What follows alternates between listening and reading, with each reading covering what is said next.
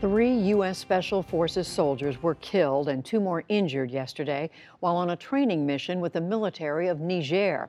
The soldiers were Green Berets, reportedly caught in an ambush near the village of Tongo Tongo, not far from the Malian border.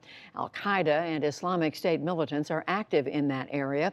U.S. and French commandos have been training and in some cases fighting alongside local forces around the region.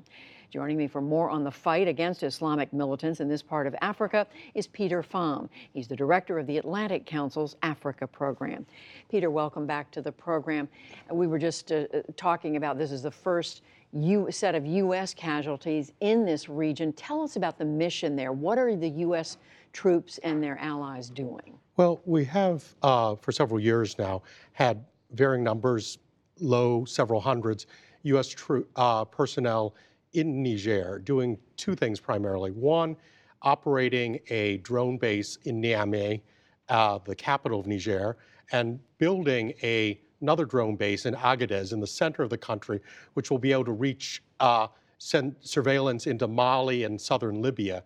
And the other mission has been training the Nigerian forces to stand up and fight these militants, as you mentioned, from both Al-Qaeda-linked groups and Islamic State-linked groups that have been crossing in this region and increasingly carrying out violent attacks. So they're there because who is the enemy there?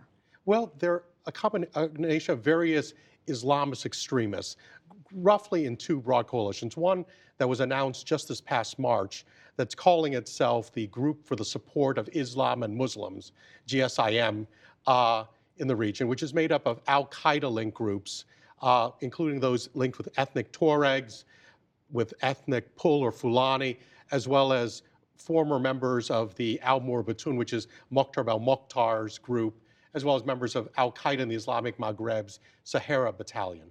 And on the other side, we have this group that's calling itself Islamic State Greater Sahara, which was approved last year by the so-called Caliph of the Islamic State. And you were just telling me that the more active these groups have become, these various Islamic groups and others have become, there's been more competition.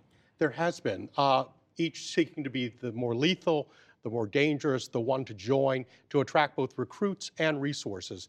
And in fact, the leadership of both groups, Al-Qaeda and the Islamic State, have withheld approval of the local affiliates until they've shown themselves. For example, the Islamic State affiliates were not approved until after the attacks in Burkina Faso last year, for example. So specifically, what are the U.S. troops, and we were talking French troops there as well, what are they doing? They're training, but they're doing more than that.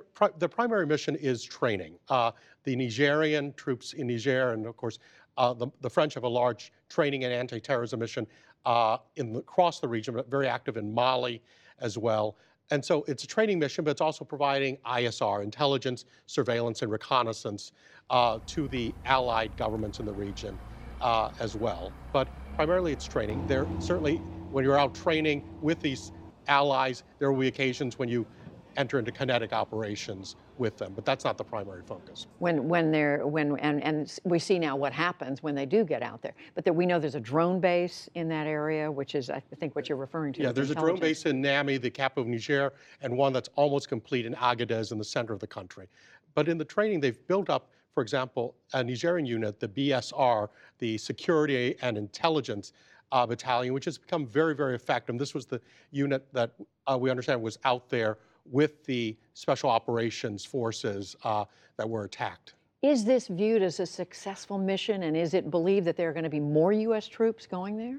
Well, it's been successful insofar as we've stood up local partners who are now beginning to take the fight out. That's the success. But this is something that the international community has to invest in building up the capacity of the countries in the region. Recently, during the United Nations General Assembly, Secretary General Guterres convened a meeting of the presidents of the region plus other international partners to look for ways to better integrate.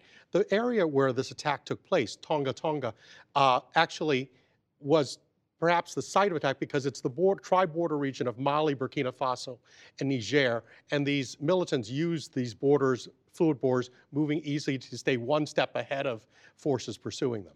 And this is one time when it certainly ended in tragedy for the U.S. forces and others. Peter Pham, we thank you very much. Thank you.